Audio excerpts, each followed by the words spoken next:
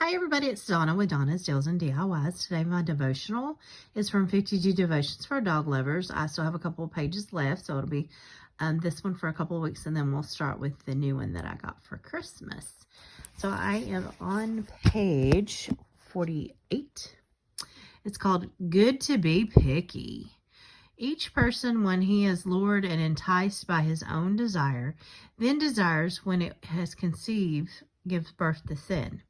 And sin, when it is fully grown, brings forth death. James 1:14 through 15. Lobo the German Shepherd was born to protect. He'd been trained as a guard dog for the American Embassy in Ecuador, where my husband's families lived. When they adopted him, he was a picky eater. His life depended on it. Lobo ate only cooked food the family gave him. As an embassy dog, he'd been a prime target for poisoning, and he was taught to refuse all other food. Lobo's personality endeared and delighted the entire family. He understood how to play gently with 5 rambunctious children. He had a knack for discerning the motives and intentions of strangers. His protection gave a sense of security to everyone in the household. But one day, Lobo got out of the yard, He explored the outside world, and then he did it again. Life beyond his gate had such a pull that his discipline began to waver. His training broke down.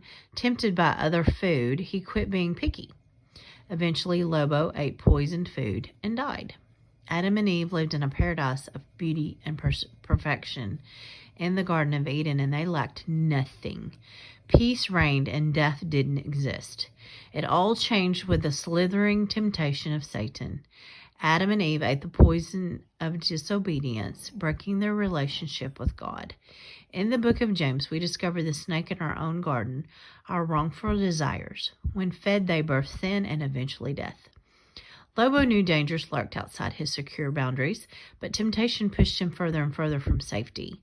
Lobo's problem is ours as well. When the lure of sin is nurtured, temptation is hard to resist. I am so thankful Jesus is about to protect us from sin, or Jesus is able to protect us from sin. He is more powerful than any temptation. He provides all that we need to say no to a lure that pulls us from what is right. As we spend time in His Word and learn to know Him more, we develop pickiness for the right things, which helps us live obedient, fruitful lives. Got to turn the page, y'all. One more time. And here is our prayer. If I can get to it. Sorry. Dear God, I know my tendency to wander from you. Forgive me. Help me to be picky about what I put into my mind and my heart. Help me to follow your ways and desires above my own. When I am tempted, keeping me from falling. Remind me to turn to you for the strength I need to resist doing things against your commands. Nurture me in your word, that I may follow after you with my heart, my mind, and my soul. You are my protection each day. Thank you for being with me and wanting what is best for me. Why is it that we sometimes put ourselves in the path of temptation? Did you know that police dogs are trained to sniff drugs, bombs, or weapons? Their noses are about 50 times more sensitive than a human's nose. That would be why they use them as police dogs, I guess. Okay. If you have any prayer requests, if you will please send them to plateware@yahoo.com. I would appreciate it, and I will keep them in my prayers.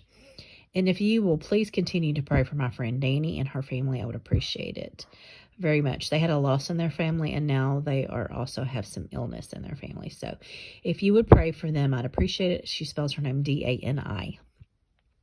Danny is actually short for Danita. That's her.